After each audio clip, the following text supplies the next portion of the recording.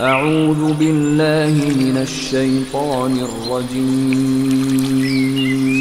بسم اللہ الرحمن الرحیم۔ اگر مال غنیمت آسانی سے حاصل ہونے والا اور سفر بھی ہلکا ہوتا تو یہ تمہارے ساتھ شوق سے چل دیتے، لیکن مسافت ان کو دور دراز نظر آئی تو عذر کریں گے اور اللہ کی قسمیں کھائیں گے کہ اگر ہم طاقت رکھتے تو آپ کے ساتھ ضرور نکل پڑتے۔ یہ اس طرح اپنے آپ کو ہلاک کر رہے ہیں اور اللہ جانتا ہے کہ یہ جھوٹے ہیں۔ اللہ تمہیں معاف کرے، تم نے پیشتر اس کے کہ تم پر وہ لوگ بھی ظاہر ہو جاتے جو سچے ہیں اور وہ بھی تمہیں معلوم ہو جاتے جو جھوٹے ہیں۔ ان کو اجازت کیوں دی؟ جو لوگ اللہ پر اور روز آخر پر ایمان رکھتے ہیں وہ تو تم سے اجازت نہیں مانگتے کہ پیچھے رہ جائیں، بلکہ چاہتے ہیں کہ اپنے مال اور جان سے جہاد کریں، اور اللہ پرہیزگاروں سے واقف ہے۔ اجازت وہی لوگ مانگتے ہیں جو اللہ پر اور روز آخر پر ایمان نہیں رکھتے اور ان کے دل شک میں پڑے ہوئے ہیں، سو وہ اپنے شک میں ڈاواں ڈول ہو رہی ہیں۔ اور اگر وہ نکلنے کا ارادہ کرتے تو اس کے لیے سامان تیار کرتے، لیکن اللہ نے ان کا اٹھنا اور نکلنا پسند ہی نہ کیا تو ان کو ہلنے جلنے ہی نہ دیا، اور ان سے کہہ دیا گیا کہ جہاں معذور بیٹھے ہیں تم بھی ان کے ساتھ بیٹھے رہو۔ اگر وہ تم میں شامل ہو کر نکل بھی کھڑے ہوتے تو تمہارے درمیان شرارت کرتے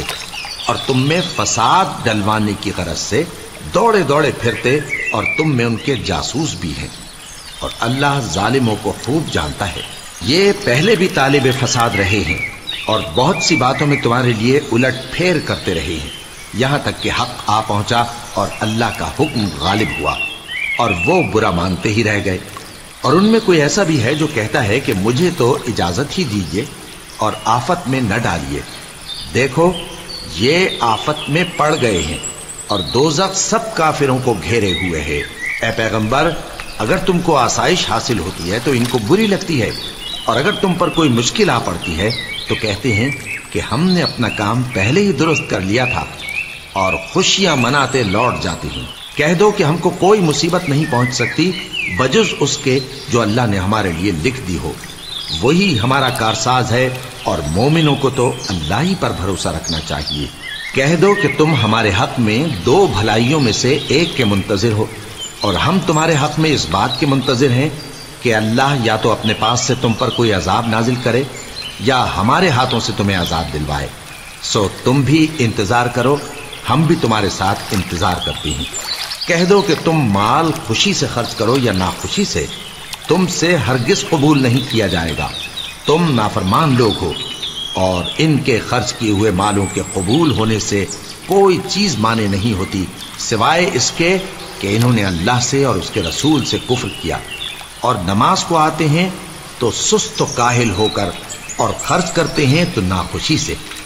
بس تم ان کے مال اور اولاد سے تعجب نہ کرنا، اللہ چاہتا ہے کہ ان چیزوں سے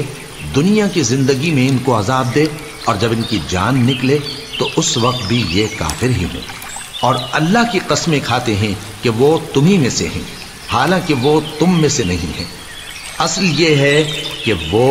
ڈرپوک لوگ ہیں۔ اگر ان کو کوئی بچاؤ کی جگہ جیسے قلعہ یا غار یا زمین کے اندر گھسنے کی جگہ مل جائے